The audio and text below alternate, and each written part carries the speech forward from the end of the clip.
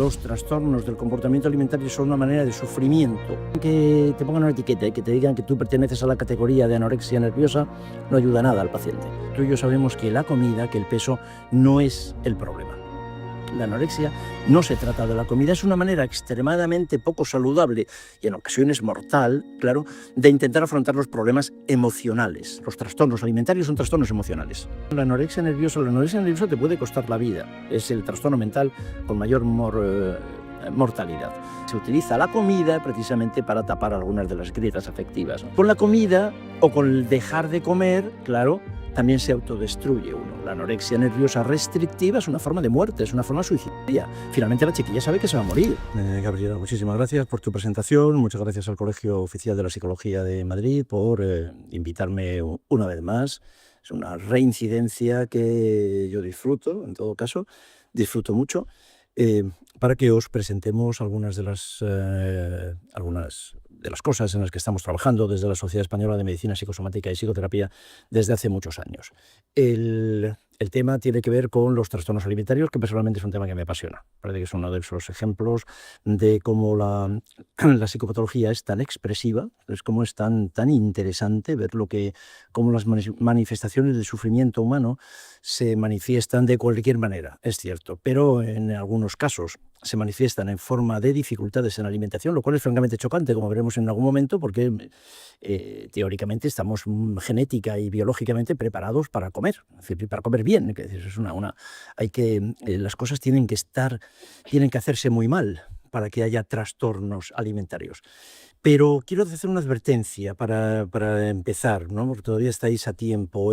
Aunque voy a poner un par de casos, de ejemplos de lo que voy a contar, no voy a ver un caso clínico. Me parece que eso era una falta de respeto para el resto de mis pacientes. Lo que voy a presentaros son una serie de reflexiones generales que pueden afectar, que he intentado generalizar para todas las personas que manifiestan su sufrimiento. Este es un concepto al que nosotros llevamos mucho tiempo dándole vuelta, ¿no? La diferencia entre trastorno y manifestación del sufrimiento. El trastorno mental es una categoría diagnóstica absolutamente artificial, el sufrimiento humano es una realidad constante, ¿no? Y permanente.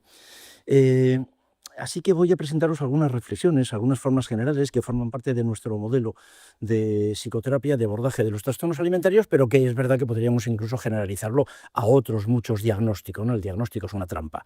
Pero vamos a hablar entonces de todos nuestros pacientes. Lo que he preparado en estas diapositivas, las he preparado pensando en los cientos de pacientes que he tenido oportunidad de ver a lo largo de mi vida profesional, que ya es muy larga. Claro, porque es muy larga mi vida profesional, porque es que es muy larga mi vida, tampoco tiene mucho mérito.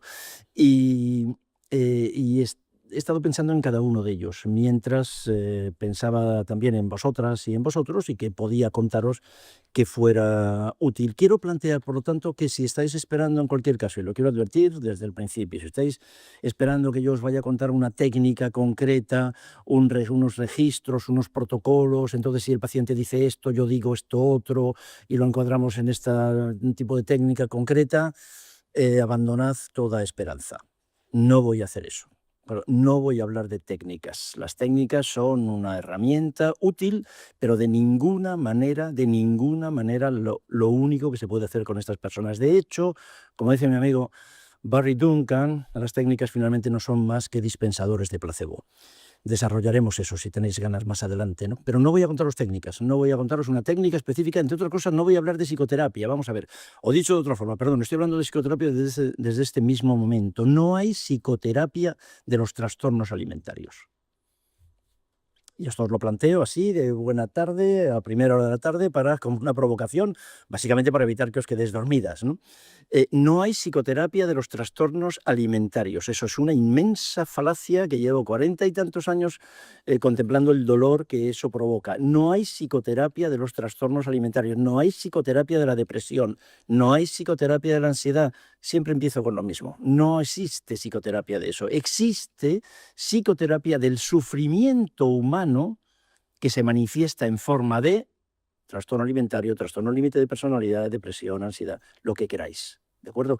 El reseteo intelectual que el DSM-3 hizo en un par de generaciones de psiquiatras y en muchas generaciones de psicólogos después es terrorífico. Y pensar en el DSM-5 hace muchísimo daño a los profesionales y hace muchísimo daño a los pacientes. Así que esta es la primera advertencia. Si aspirabais una técnica concreta, novedosa, para ver cómo se hacía para tratar el síntoma, para tratar la alimentación, para tratar el que la paciente coma más, en el caso de las anorexias restrictivas, no vomite en el caso de las bulimias o coma menos en el caso de las obesidades, si esperabais una técnica concreta para eso, lamento muchísimo advertiros que os voy a decepcionar desde este mismo instante. Sin embargo, a mí me parece que vamos a empezar a hablar de psicoterapia desde ese momento. En el instante en el que os planteo que los trastornos del comportamiento alimentario son una manera de sufrimiento, de expresar el sufrimiento humano, y que la intervención de los profesionales nunca debería de ser solamente el síntoma, sino la exploración del sufrimiento, ¿no? Y la reparación de ese sufrimiento, ya estamos haciendo psicoterapia. Esa es la psicoterapia de la anorexia. ¿Se entiende? No me atrevo a preguntaros si os gusta. No me atrevo. Pero yo me voy a conformar a lo largo de la tarde con que se entienda lo que quiero transmitiros. Así que quería redondear con esta advertencia, ¿no? La diferencia entre categorías y personas. Yo voy a hablar aquí de personas. Toda la tarde vamos a estar hablando de personas, de miembros además de un sistema, de un macrosistema cultural, social. No me interesan nada las categorías. No me sé el DSM-5, el DSM-5 lo tengo, naturalmente yo pertenezco, entre otras cosas, claro, que me ha dado tiempo, como decía antes Gabriela, claro, tengo un currículum amplio porque tengo muchos años. Y una de las cosas que, por tu edad y por otras circunstancias, he tenido oportunidad de ser y seguir siendo miembro de la Asociación Americana de Psiquiatría, de la APA, de forma que yo soy un cómplice. Es verdad que soy un cómplice pequeñito, o sea, la realidad es que no he tenido absolutamente, no me han preguntado, pero yo soy un cómplice en el desarrollo del DSM-5, porque el DSM-5 y el 4 y el 3, pues forman parte, lo hicieron la Asociación Americana de Psiquiatría, a la que yo pertenezco. Soy uno de los pocos psiquiatras españoles que pertenecen a la APA. No voy a hablar de categorías, quiero solamente hacer este matiz para que sepáis que yo sé lo que es el DSM-5, ¿de y que sé cómo son las categorías y sé lo que a una persona, los síntomas y signos que una persona tiene que presentar para que se le haga el diagnóstico de anorexia, de bulimia, de trastorno por sobreingesta, que todo eso me lo sé, pero no voy a hablar de eso. Me parece un insulto a vuestra inteligencia, que sois todos además profesionales de la salud mental. Eso está en cualquier libro, en el DSM-5, por cierto, claro, y por supuesto en Internet, ¿no? Así que vamos a hablar de personas, no me interesan las categorías. Bueno, también mi experiencia me ha demostrado que el sufrimiento humano se puede manifestar de muy diferentes maneras. Y que eso es a veces puramente coyuntural, que puede tener condicionantes biográficos también, familiares, históricos, sociales, culturales, pero que lo que me parece de lo que vamos a hacer es psicoterapia de las personas. ¿De acuerdo? Y vamos a empezar ya a pensar, ya estamos haciendo psicoterapia. Esta es la técnica que puedo proponeros. Vamos a hacer psicoterapia de las personas, no psicoterapia del DSM-5. Se entiende, ¿verdad? Vamos a hacer psicoterapia de las personas. Porque al servicio de qué están los diagnósticos, ¿no? ¿Para qué se hacen los diagnósticos? Al servicio de qué están las especialidades profesionales de la psicología o profesionales de la medicina. ¿Están al servicio del paciente? Reflexionad un minuto sobre eso, ¿no? Pero no lo están. Es una pregunta retórica, ¿no? Los diagnósticos no están al servicio de los pacientes. Quiero decir, que te digan, que te pongan una etiqueta y que te digan que tú perteneces a la categoría de anorexia nerviosa, no ayuda nada al paciente. Absolutamente nada. No le sirve para nada. Que haya especialistas en diferentes áreas de la medicina, tampoco. Absolutamente tampoco. De hecho, eso hace muchísimo daño, ¿no? Y es una visión que yo puedo tener también después de muchos años de ser médico, ¿no? Y de no renegar además de ello. Estoy encantado de ser médico, pero me duele mucho. He trabajado muchos años en un hospital general y me duele, ahora ya no, estoy en un encuadre privado, pero me duele mucho ver el peregrinaje de nuestros pacientes de especialidad en especialidad sin que nadie finalmente sea capaz de ver a la persona entera en su historia, en su biografía. Una pregunta típica, ¿no? Que es el ¿qué te pasa? No, la pregunta no es ¿qué te pasa? La pregunta, ya vamos a seguir hablando de psicoterapia de los trastornos alimentarios, la primera pregunta que hacemos a nuestros pacientes es ¿qué te ha pasado? Ese es el matiz. No ¿qué te pasa? ¿Qué te pasa? Lo que le preguntan en todos los servicios hospitalarios. Una persona con un trastorno alimentario primero lleva presentando síntomas toda su vida y luego ha podido pasar por una enorme cantidad, ¿no?, de dispositivos terapéuticos, cada uno de los cuales se ocupa de ver ya no árboles, los árboles no nos permiten ver el bosque. A mí me parece que la situación actual de la medicina y de la psicología de la salud en este mundo, no solamente en España, es que estamos fijándonos en las hojas. Ya ni siquiera vemos árboles, ahora vemos hojas. Esto es la psicología, la medicina cada vez sabe más cosas de cosas más pequeñas y cada vez el objeto de estudio del ser humano está más lejos del objeto de estudio. Así que otra de las normas de psicoterapia que os voy a ofrecer es que empecemos a ver bosques, ¿de acuerdo? Que empecemos a ver bosques. Esto es psicoterapia de las personas con trastorno alimentario, que empecemos a pensar en mirar a la persona en su historia, que dejemos de ver síntomas, que dejemos de estar tan preocupados por si vomita o no vomita, si come o no come, que aumente de peso una chiquilla con anorexia nerviosa es una hoja del bosque. ¿Se entiende eso? Es una hoja. Yo no lo voy a despreciar. No lo voy a despreciar. Yo necesito que la chiquilla coma, porque si no come se va a morir. Eso no lo voy a obviar, es un disparate, me consta. Pero es claramente insuficiente. Y lo peor, además, me han enseñado ellas, es que ellas lo saben. Quiero decir, esto que estoy diciendo aquí me lo han enseñado mis pacientes anoréxicas y mis pacientes obesas. Me lo han enseñado ellas. Los libros no. Los libros que se han publicado en castellano y muchos en inglés los tengo, los he leído, llevo años trabajando en esto y no me han enseñado casi nada, me lo han enseñado mis pacientes. Ya no los árboles, es decir, ahora que estamos mirando las hojas no nos permiten ver los árboles, así que mucho menos ver el bosque, ¿no? Así que la primera propuesta que os hago, como advertencia también y como propuesta psicoterapéutica para estas personas, es que si estáis pensando en tratar los trastornos alimentarios o las manifestaciones del sufrimiento humano, si queréis tratar los trastornos alimentarios, psicofarmacología y modificación de conducta. Y que Dios os ampare con ambas cosas. ¿De acuerdo? Y ya está. Si lo que pretendéis, si lo que queréis es tratar las manifestaciones del sufrimiento humano, ahí quizás os puedo ayudar. ¿De acuerdo? Ahí a lo mejor. No estoy seguro. No soy tan... Pero quizás ahí ahora tratar los trastornos alimentarios con modificación de conducta, simplemente que cambie una conducta lo he visto demasiadas veces. Y eso se ha demostrado, en todo caso, ya está muy bien demostrado que ha resultado inútil. O sea, que no ya por otras consideraciones teóricas, sino por pura pensamiento pragmático, ¿no? Y observación pragmática no sirve. Eso no ha servido. No lo viví en su momento, no ha servido. Voy a proponeros entonces que pensemos en el tratamiento del sufrimiento humano, que aquí esta tarde, por convenio, esta tarde estamos hablando de trastornos alimentarios, ¿correcto? Pero que muchas de estas cosas os las diría si estuviera hablando de la depresión, de la agorafobia, del trastorno límite de personalidad o de la esquizofrenia. ¿Está claro eso? Esto me parece muy importante. A mí me parece que, otra vez, la creación de unidades especializadas en tratamientos de trastornos alimentarios o de trastorno de personalidad, las unidades de tratamiento especializado no han aportado absolutamente nada, otra vez, a mitigar el sufrimiento humano. Nada. Y solamente contribuyen a incrementar más la sensación de malestar profesional ante la constatación permanente del fracaso.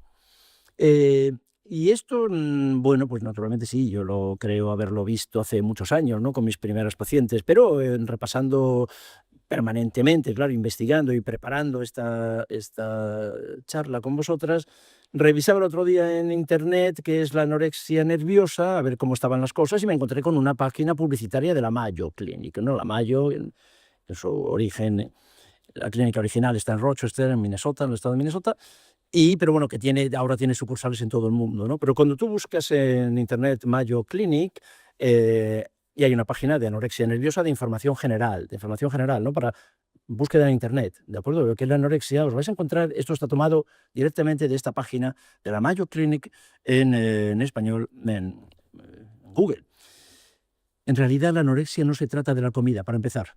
¿De acuerdo? Así que otra vez, si pensáis entonces tratar la anorexia solo con la comida, tampoco os puedo ayudar. No voy a hablar de comida ni un solo minuto esta tarde. No voy a hablar de peso ni un minuto en lo que queda de tarde. Y también os lo digo con todo el cariño y con todo el respeto que os profeso, porque hace una tarde fantástica en Madrid. Si esperáis que os voy a dar pautas para qué hacemos con la chica, si la chica gana 1 kilo de peso, entonces la voy a dejar que utilice el móvil. Si esperáis eso otra vez, pues disfrutad de la tarde madrileña. Ni una palabra voy a decir. Esto es lo primero que le digo a mis pacientes. Cuando veo a una paciente con un trastorno alimentario, yo le digo, si es menor de edad, he visto antes a sus padres. Sus padres me han contado la historia. Después veo a la niña y Digo niña, disculpadme, seguimos hablando de femenino solo por una cuestión estadística, porque sigue siendo mucho más frecuente en mujeres. Pero en la primera entrevista que yo tengo con mi paciente, lo que le digo es, ya he hablado con tus padres, ya me han contado tus padres lo que te pasa, y lo que quiero señalar en este preciso momento es que tú y yo sabemos que la comida, que el peso no es el problema, que el peso es un problema, pero tú y yo sabemos que el peso no lo es. Y yo comienzo la alianza terapéutica, ¿no? El desarrollo de la alianza terapéutica con mi paciente, haciendo esta puesta en común. Esto es, ella lo sabe, vamos, todas las pacientes lo saben. Por increíble que parezca, quienes todavía no siempre se han enterado son nuestros compañeros, ¿no? La Clínica Mayo, en su página publicitaria de internet, lo que te dicen es que en realidad la anorexia no se trata de la comida, es exactamente así. La anorexia no se trata de la comida, es una manera extremadamente poco saludable y en ocasiones mortal, claro, de intentar afrontar los problemas emocionales. Los trastornos alimentarios son trastornos emocionales. Es que lo que vamos a hablar aquí a lo largo de la tarde, si queréis, es de emociones, de cómo se regulan las emociones, de cómo se manifiestan las emociones y cómo puedo en un momento concreto estar presentando otra vez una dificultad en la alimentación o un TDAH. Es decir, da igual en cierta medida, hay pocas diferencias, ¿no? Lo que dice, siguiendo otra vez, copiando lo que está en la publicidad de la Clínica Mayo, cuando tienes anorexia lo que hace es con frecuencia es equiparar la delgadez con la autoestima. Exactamente. Bien, esto es pura publicidad de una clínica, pero de una clínica médica, ¿vale? De una clínica conocida en todo el mundo, ¿no? Esta es la pregunta que quiero sugeriros y esta es la pregunta que yo le sugiero a mis padres, a los padres de los pacientes. En mi casa no ha habido ningún trastorno alimentario. A los padres de mis pacientes con trastornos alimentarios y a ellas y a ellos, ¿no? ¿Qué ha pasado? Una pregunta que voy a sugeriros también, que penséis, que os planteéis en cualquier paciente que venga a vuestra consulta. ¿Cómo hemos llegado hasta aquí? ¿Qué ha ocurrido para que ahora no puedas salir a la calle, para que ahora no puedas comer, para que ahora tengas que comer mucho, para tener que hacerte autolesiones? ¿Qué ha pasado? ¿No? La pregunta es, ¿cómo hemos llegado hasta aquí? Ahora lo vamos a ver.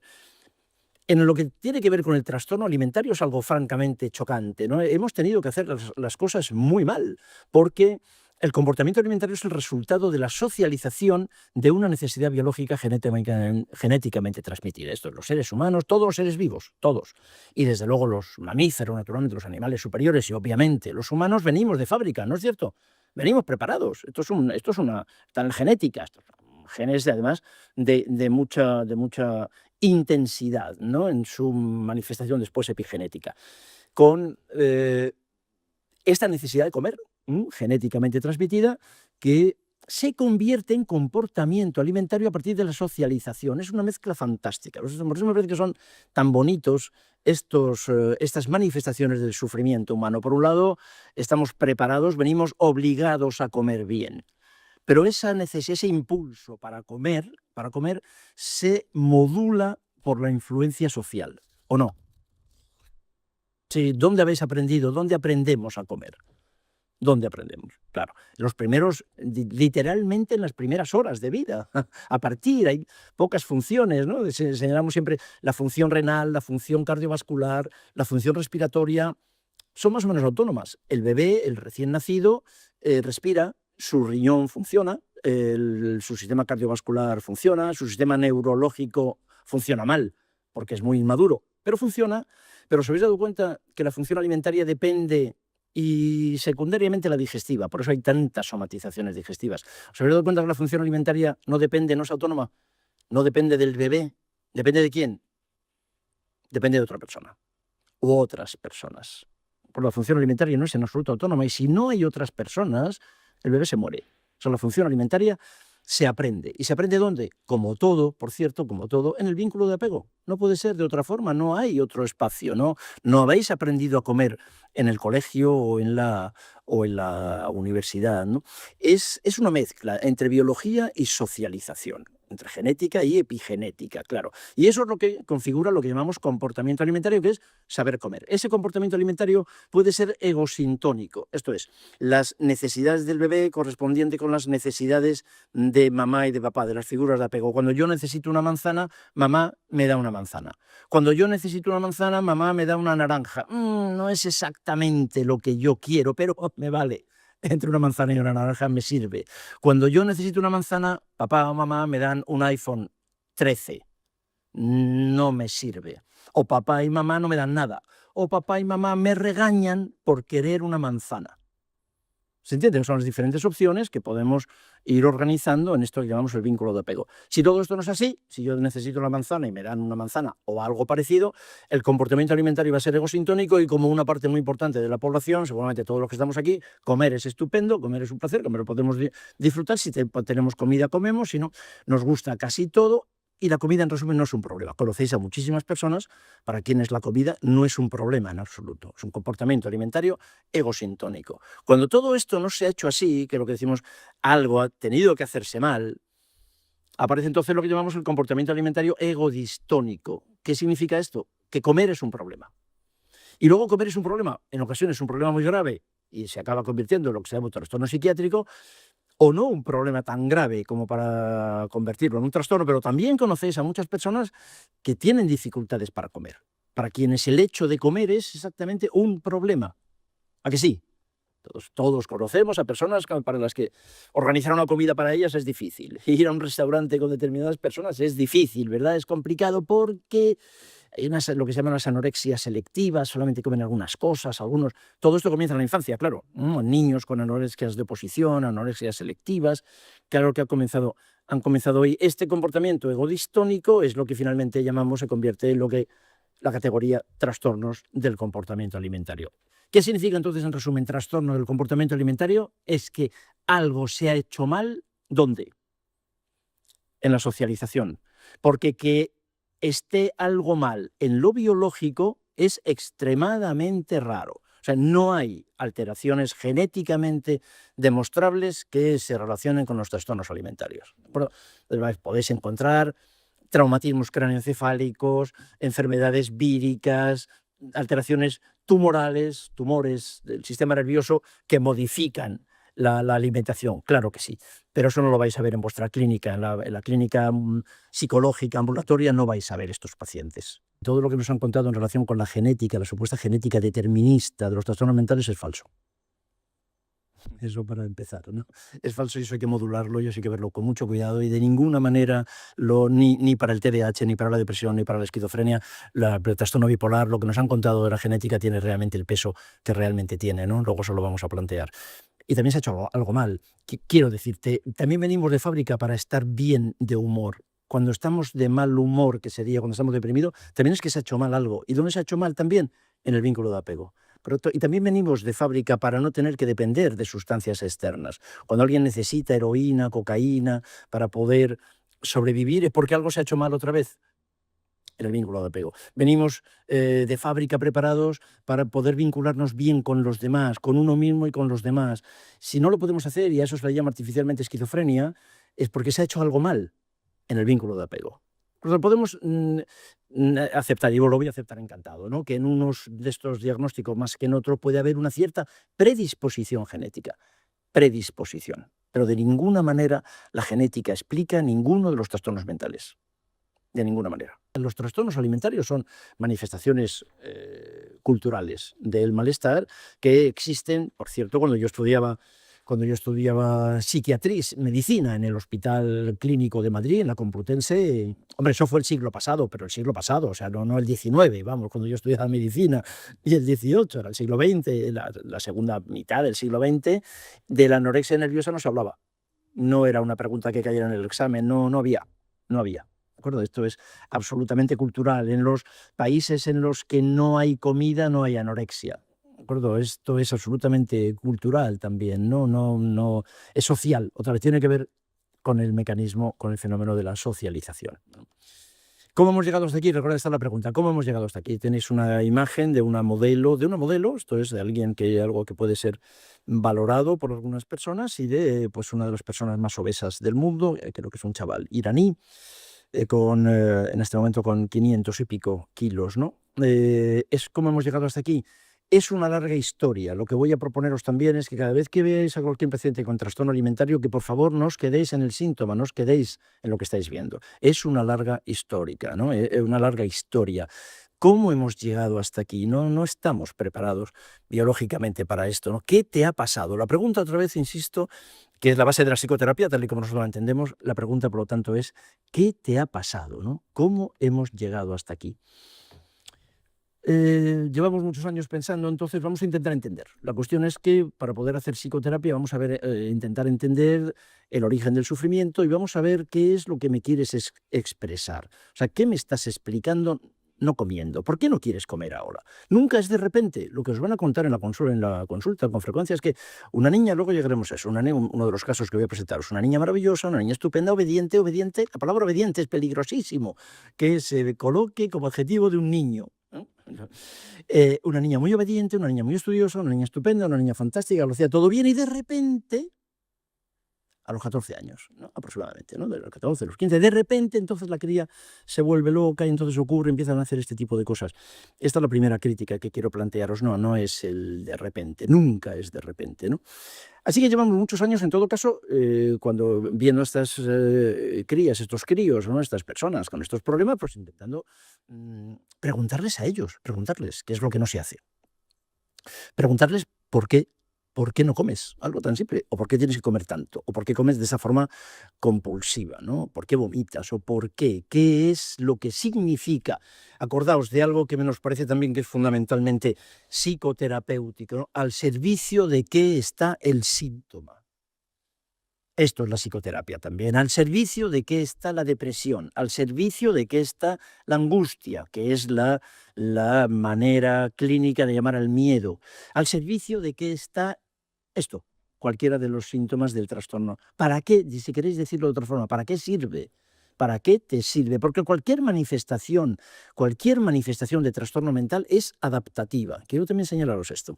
Cualquier manifestación, desde la esquizofrenia, por supuesto, a la anorexia, cualquier manifestación de trastorno mental es la manera que tiene en ese momento esa persona de adaptar su sufrimiento. Así que tanto el trastorno bipolar, la depresión, la anorexia nerviosa te puede costar la vida. Es el trastorno mental con mayor mortalidad. Te puede costar la vida. Bueno, pues a pesar de todo, lo que hemos visto y lo que voy a sugeriros que penséis es que en ese momento de su vida es lo mejor que esa chiquilla, ese chiquillo ha podido hacer. Esto es el trastorno mental como manifestación adaptativa, expresiva del sufrimiento humano, ¿no? Uno hace algo que no paramos de repetir, uno hace en cada momento de su vida solamente aquello que puede hacer. Y en ese momento de su vida, de repente, esta chiquilla que ya no puede más, esta chiquilla se ha puesto a comer para aumentar de peso hasta los 250 kilos, o esta chiquilla ha dejado de comer para acabar muriéndose. Si no, nadie hace algo para ello. ¿Por qué? Porque en ese momento de su vida, eso es adaptativo. ¿Se entiende eso? Se entiende, aunque no os guste, pero se entiende lo que quiero decir. Eso es adaptativo, porque claro, si pudiera hacer otra cosa, la haría. De hecho, hay muchas personas, muchísimas chiquillas con la misma edad, que no lo hacen. Es evidente, ¿no? Esto no es algo, la anorexia nerviosa no es en absoluto algo inherente a la adolescencia, ¿no? Para nada, a la pubertad, para nada. Entonces, hay muchísimas personas que no lo hacen, que no desarrollan. Estas chiquillas es que solamente lo pueden hacer, ¿no? Vamos a ver entonces, empezamos a preguntar a nuestros pacientes, empezamos a mirar a nuestros pacientes y pensamos a ver para qué sirve la alimentación. Porque si vemos que la alimentación se trastorna, quizás podamos entender al servicio de qué está el trastorno. ¿Qué significa? ¿Qué nos quiere expresar esta paciente? Para empezar, la alimentación es la primera experiencia de vinculación del ser humano, os lo comentaba antes. La primera experiencia de vinculación, la socialización. Cuando nuestra cultura dice los niños se socializan en la guardería, ¿las guarderías ayudan a los niños, a los bebés? ¿Las guarderías están hechas al servicio de los bebés o al servicio de...? Hombre, quiero decir, esto entre nosotros no nos podemos engañar, ¿no? Las guarderías están ahí y yo no voy a hacer una crítica sobre eso de ninguna forma y son tan útiles, son tan malas como necesarias, pero las guarderías no están al servicio de los bebés. Ningún bebé quiere ir a una guardería, ¿o sí? Digo, hombre, es posible que los padres el ambiente familiar sea tan terrorífico que sea mejor la guardería, pero no estaba pensando en eso, ¿no? La primera experiencia de vinculación, la socialización, se hace con la figura de apego. ¿De acuerdo? No en las guarderías, de ninguna manera. Eso es una racionalización que hacemos los padres para disminuir la culpa. de dejar a los... Claro, y ya está, y sin ánimo de juicio de valor. Esto forma parte de la cultura que nos ha tocado vivir, ¿no? Es la manera de establecer los primeros vínculos afectivos. Los vínculos afectivos, el apego, las grandes variables del apego, que es precisamente la alimentación, el tacto, la mirada y la palabra, los 4 grandes pilares, ¿no?, que van organizando el self corporal y el self con mayúsculas, ¿no?, de todos nosotros, es la alimentación, la mirada, la palabra y el tacto. Pero es que todo eso, precisamente, todo esto se va organizando y se van desarrollando neuronas, circuitos neuronales en nuestro cerebro para el resto de nuestra vida, mientras la figura de apego nos da de comer. Los vínculos afectivos se establecen comiendo y tienen una expresión cultural muy clara, ¿no? Muy clara, muy clara. Desde que, y eso yo llevo viviendo todos los vaivenes, desde, por ejemplo, lactancia natural, lactancia con biberones, lactancia natural, lactancia... Son vaivenes culturales. Esto va pasando y yo he visto, claro, cuando ya tienes cierta edad, pues vas viendo, ¿no?, la expresión cultural de lo que hay que comer y de cómo se tiene que comer y de que... Hay algo que quiero también señalar, porque mis pacientes me lo enseñaron esto, me enseñaron lo que me enseñaron y yo hice la conexión, ¿no? El segundo axioma de la teoría de la comunicación, ¿no? El sistema alimentario, el proceso alimentario es un proceso claramente comunicacional, que cumple con todos los axiomas de la teoría de la comunicación, de la MRI, de Palo Alto. El segundo axioma de la teoría de la comunicación dice, en paráfrasis, que es imposible separar el contenido de la relación. Ese es el segundo axioma. Imposible separar los niveles de contenido y los niveles de relación en un mensaje, en una interacción, en una comunicación. Eso es fantástico con la comida. Es imposible separar la comida del afecto asociado al momento de comer. ¿No os parece? Intentadlo si sois valientes, pero no lo vais a conseguir. Imposible separar. La comida, quiero decir, los aspectos físicos de la comida, ¿no? Los hidratos de carbono, las proteínas, el color de la comida, la textura, la temperatura, los alimentos. No se pueden separar los alimentos del afecto asociado a los alimentos. No se puede, es axiomático, no se puede. La cultura, además, lo demuestra cada día. Ahora, el mes que viene, pues es un mes en el que se exalta precisamente todo esto, con las comidas navideñas, con las comidas de celebración, con las comidas familiares, en las que los afectos, con mucha frecuencia los afectos se encubren con la comida y se utiliza la comida precisamente para tapar algunas de las grietas afectivas, ¿no? Así que una reflexión que os hago y que otra vez me enseñaron mis pacientes anoréxicas, a las que me dan mucha ternura, las quiero mucho, he aprendido muchísimo de ellas. Ellas me han enseñado que para ellas no tienen problemas con la comida. Todas estas técnicas de Garfinkel, de Garner, de lo de darles de comer de alguna forma, cebarlas y reforzar el incremento de peso, todo eso para ellas es un auténtico disparate.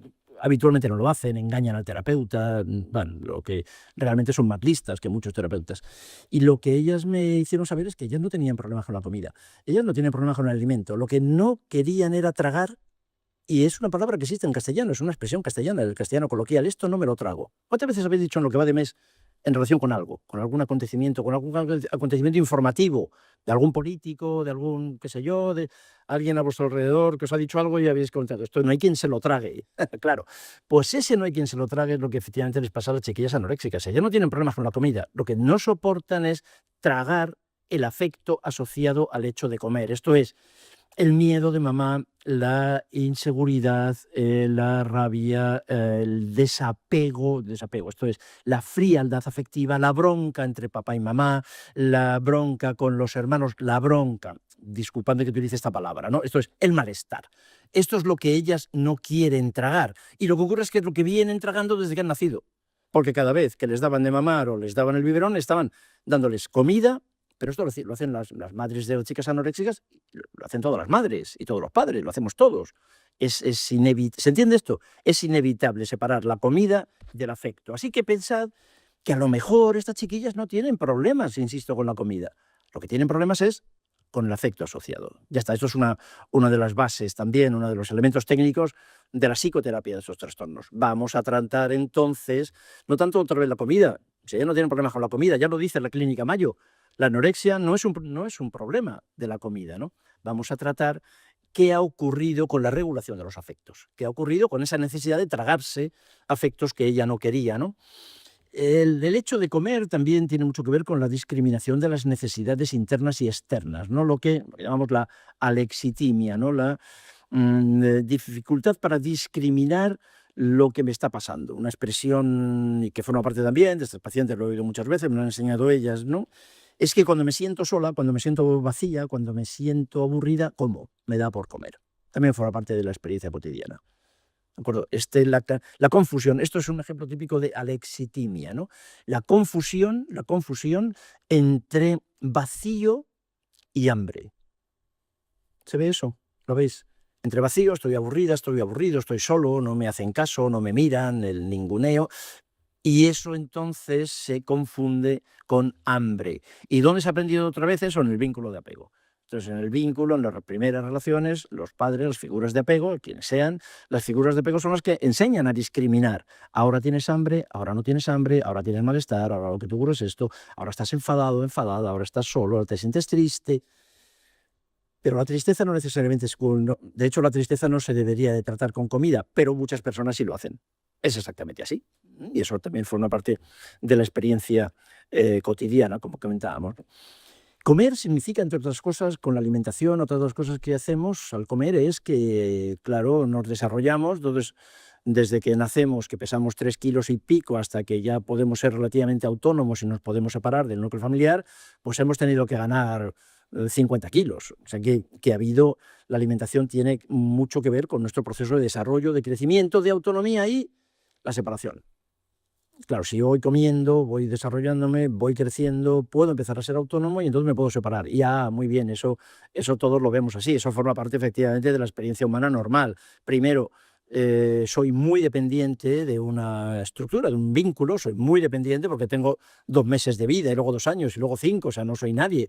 Soy muy dependiente pero luego ocurre, luego me tengo que separar. Bueno, luego acabo siendo autónomo, voy creciendo, soy autónomo y me tengo que separar. Bien, ¿eso lo pueden soportar todos los sistemas? No, así de simple. Entonces, hay sistemas que facilitan la autonomía de sus hijos y hay sistemas que no lo facilitan. Y esto es algo, una observación diaria, ¿verdad?, de todos los que tenéis experiencia clínica, entonces, pura teoría general de los sistemas también, ¿no? Y entonces, ¿qué ocurre? Si yo dejo de crecer, ya no me tengo que separar. De hecho, no me puedo separar porque estoy enfermo. Esto me vale, y esto es una hipótesis de Tom Jackson con respecto a la etiología de la esquizofrenia. Exactamente así. La enfermedad, sea cual fuere, la enfermedad limita la separación. No me puedo ir porque estoy enfermo. ¿Lo veis? No me puedo separar porque estoy enfermo. Algunos sistemas, por lo tanto, ¿qué es lo que necesitan? Esto es lo que en teoría de sistemas llamamos el enfermo designado, el paciente designado, el chivo expiatorio. Es el paciente, el paciente que se queda, que se sacrifica para que el sistema se mantenga. No, esto lo vemos todos los días, todas las veces en los trastornos alimentarios. ¿De acuerdo? Es que la psicoterapia pasa también por verlo. Y no solo que lo vea yo, sino que lo vea mi paciente, ¿no? En ocasiones hay personas, y eso lo escucho todos los días, ¿no?, pero con mucha frecuencia, ¿no?, de que para la vida que llevo, lo único que ahora mismo me apetece y lo único de lo que tengo placer es de la comida, del atracón. El trastorno por atracón es un ejemplo de cómo se come solo para obtener placer, que es un placer oral normal, absolutamente normal. Todos, la mayor parte de las personas, podemos disfrutar de ciertas comidas. Eso se llama gourmet, eso se llama gastronomía, eso se llama Ferran Adrià. 300 euros costaba la última vez que yo tuve contacto con Ferran Adrià en Rosas, antes de que cerrara el restaurante, ¿no? 300 euros por persona. Sí, bueno, es exactamente así. Para algunas personas la comida es la única forma de obtener placer. Y también conocéis más de un caso, ¿no? Con la comida o con el dejar de comer, claro, también se autodestruye uno. La anorexia nerviosa restrictiva es una forma de muerte, es una forma suicidaria. Finalmente la chiquilla sabe que se va a morir. Claro, lo sabe perfectamente. Yo también lo sé y eso, claro, que me preocupa. Naturalmente que me preocupa, ¿no? Y también es una forma de inocular culpa. Cuando un niño chiquitín, eso es lo que llaman anorexias selectivas o más concretamente anorexias de oposición. Cuando un chiquitín de 1 año y pico, 2 años, quiere meter el dedo en el ojo a mamá, quiere amargarle la comida a mamá, ¿qué es lo que hace? el enano, no comer. Exactamente, mamá y papá se desesperan, le hacen el avión con la cuchara, hacen cualquier tipo de cosas, le persiguen por el restaurante, son imágenes que hemos visto todos, hacen cualquier tipo de conducta pintoresca para que el enanito coma y el enano está disfrutando entre comillas, claro, pero en todo caso el enano está devolviendo la factura con la culpa, al chantaje efectivo, a sus figuras de apego, ¿no? Es claramente un ejercicio de control, ¿no? El bucle incorporación, eliminación, la bulimia nerviosa. ¿Cuál es el tratamiento de la bulimia nerviosa que está tan cerca del trastorno límite de personalidad y que está tan cerca, naturalmente, del apego desorganizado, desestructurado? El control. Es todo un intento, que es un intento adaptativo, ¿entendés lo que decían? Es un intento adaptativo, es adaptativo. Luego resulta que te sale mal. El inyectarte heroína es adaptativo en ese momento. Luego te sale mal y luego te mueres. Digo lo de heroína y os parece más raro. ¿No conocéis a nadie que consuma alcohol? ¿No conocéis a nadie que beba alcohol? Bastante alcohol. Todos los que beben alcohol, ¿no conocéis a nadie que fume? Todos los fumadores saben que se están matando. Todas las personas que consumen alcohol de una manera exagerada saben que se están matando. ¿Lo saben o no? No, los fumadores no son estúpidos. Los alcohólicos tampoco. Pero ¿qué ocurre en el momento cuando empiezan a fumar o cuando empiezan a beber? Es que no pueden hacer otra cosa. Claro, el alcohol disuelve el superyo, el alcohol es el tratamiento, es el psicofármaco que realmente inventó nuestra civilización para tratar el síndrome de ansiedad social. Claro, hace muchos, miles de años, la timidez, que es lo que se llama ahora el trastorno por ansiedad social, es un ejemplo de invención de trastorno mental. La timidez, ¿cómo se resolvía? Y cómo se sigue resolviendo, con un poquito de alcohol, ¿no? El ejercicio de control, el incorporar, ahora incorporo y ahora elimino y puedo hacer esto, es típico de la bulimia nerviosa. Es un ejemplo de trastorno en un conflicto concreto. Deja de agobiarte por la conducta vomitiva, por la conducta de vomitadora, la conducta. Permite a esta chiquilla que hable de su conflicto en la incorporación y en la eliminación, tan asociado a la rabia en concreto, ¿no? Tan asociado al trastorno también por el intestino irritable, la rabia, el manejo de la rabia, ¿no? Incorporar, eliminar. El comer, en resumen, es siempre emocional y, por supuesto, está relacionado con modelos familiares y culturales, con mandatos. Es que en todas nuestras familias, lo recordamos todos, nos decía muy claramente lo que había que hacer, cómo había que hacerlo, cómo había que comer, cómo había que hacerlo, ¿no? El comer es un ejercicio de control. El cuerpo y su tamaño tiene una ventaja también, que es visible, con lo cual es una forma de expresar una comunicación. Claro, es más fácil somatizar en lo corporal que somatizar en lo renal. Quienes tenemos mucha experiencia en esto de la psicosomática lo hemos visto muy claramente, ¿no? Las somatizaciones en la piel o las somatizaciones en lo corporal, la imagen corporal, es que son tan visibles, es decir, es muy, muy obvio, ¿no? A ver si no te enteras, te lo voy a poner muy claro, ¿no? La erotización, naturalmente, de lo corporal. La erotización de lo corporal, eso tampoco se puede discutir en nuestra cultura. Siempre estamos hablando de cómo la cultura erotiza el cuerpo femenino, sobre todo, recientemente también el cuerpo masculino, sin duda. Ahora bien, entonces, estamos de acuerdo en eso, ¿no? Hay un modelo de cuerpo muy claro y de la erotización no hay más que ver las redes sociales para. Claro, muy obvio. Entonces, si yo destruyo el ideal erótico, el ideal corporal, ¿qué es lo que estoy consiguiendo? Dicho de otra forma, si lo que yo quiero es deserotizar mi cuerpo, ¿qué puedo hacer? Una anorexia nerviosa restrictiva o una obesidad mórbida. Saco absolutamente el cuerpo de los estándares culturales de atracción erótica y dejo de ser atractiva. Eso es imprescindible en algunos de los muchos casos que vamos a ver, ¿no? Hay un par de textos interesantísimos que disfruté mucho hace muchos años, ¿no? Con estos dos libros, Alimentación emocional y El comer emocional. Simplemente lo traigo aquí para hacer referencia a cómo no es solamente una idea nuestra, ¿no? Que la alimentación es siempre emocional, siempre emocional. La psicoterapia de los trastornos alimentarios es una psicoterapia de la regulación de las emociones. Si puedes expresar tus emociones, rabia, miedo, tristeza, si yo te ayudo a expresar tus emociones, ya no vas a necesitar el cuerpo. Es una ley básica, ¿no? De cualquier trastorno mental y de luego trastorno corporal. Ponerle nombre, que no sea anorexia, que sea miedo. ¿De acuerdo? Lo que tienen las chiquillas con la anorexia, la emoción fundamental de la anorexia es el miedo, ¿no? La bulimia, la rabia, la obesidad, la tristeza. vamos a ponerle nombre a lo que, vamos a ponerle nombre a qué es lo que te está pasando cuando te pones a comer o cuando dejas de comer, ¿no?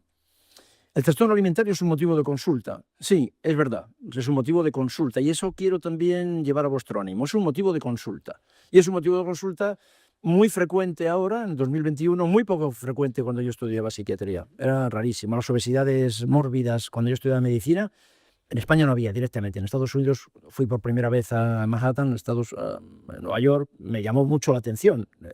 En los años 70 que había unas obesidades tremendas en Estados Unidos, ¿no?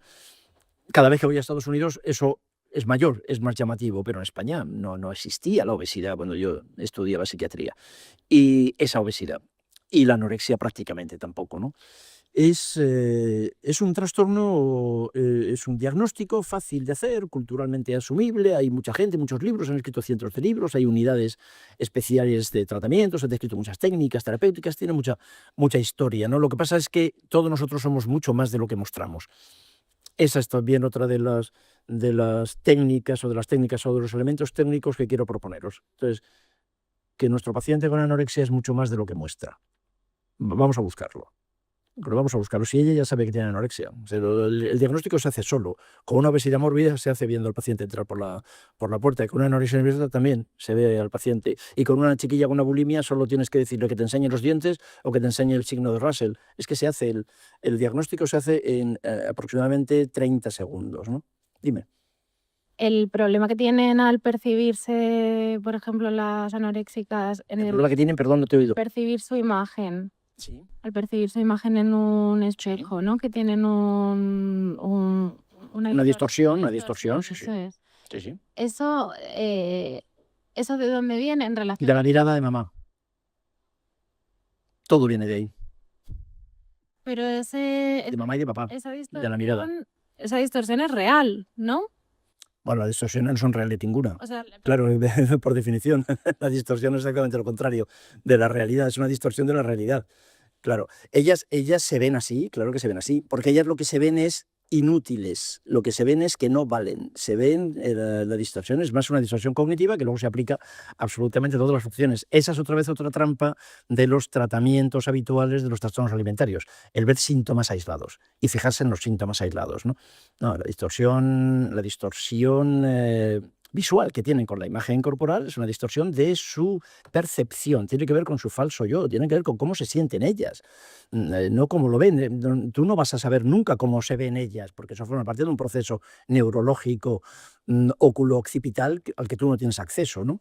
El problema es que ellas se ven en general, se ven inútiles, feas, ¿vale? Incapaces, tontas, inservibles, poco queridas. Y lo que es mucho peor, no es que se ven poco queridas, que ese es el gran problema de estas distorsiones. Lo que se ven es poco queribles. Este es un matiz absolutamente fundamental en psicoterapia. La cuestión es que como es posible que no hayan sido queridas, pero cuando eres muy chiquitín no puedes aceptar que no te quieren porque tienes que salvar la imagen de papá y de mamá. Entonces, no es que papá y mamá no me quieran. Cuando digo papá y mamá es una forma de simplificar figuras de apego, ¿verdad?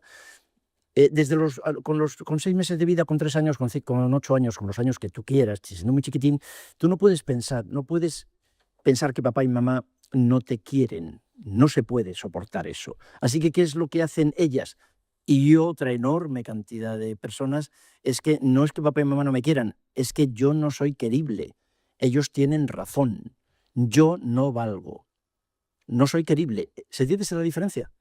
Claro, por eso uno de los elementos, que otra vez otro elemento, cuando estamos hablando de psicoterapia, ¿no? Que aunque pueda parecer que no, de la psicoterapia de los trastornos alimentarios, es deshacer esa falsa cognición.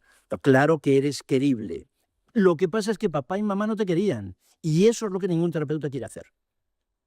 Claro, ningún terapeuta, ningún medio de comunicación, me han hecho cientos de entrevistas sobre este tema y algunas veces esto lo han publicado y otras veces directamente no lo han publicado.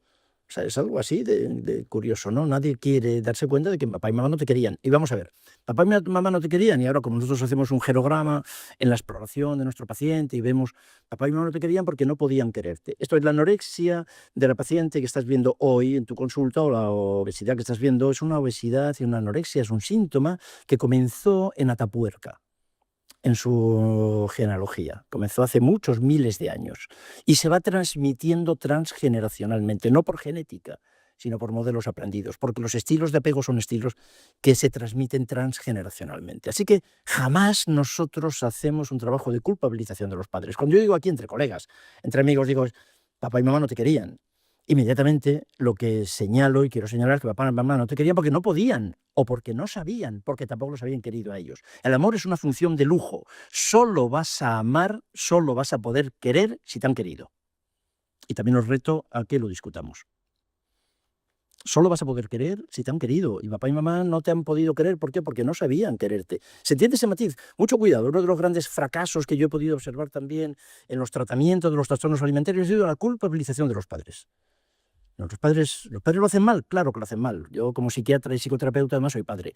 Y que lo hago mal cada día. ¿De acuerdo? Así que no culpabilices a los padres, porque además estratégicamente es un error de...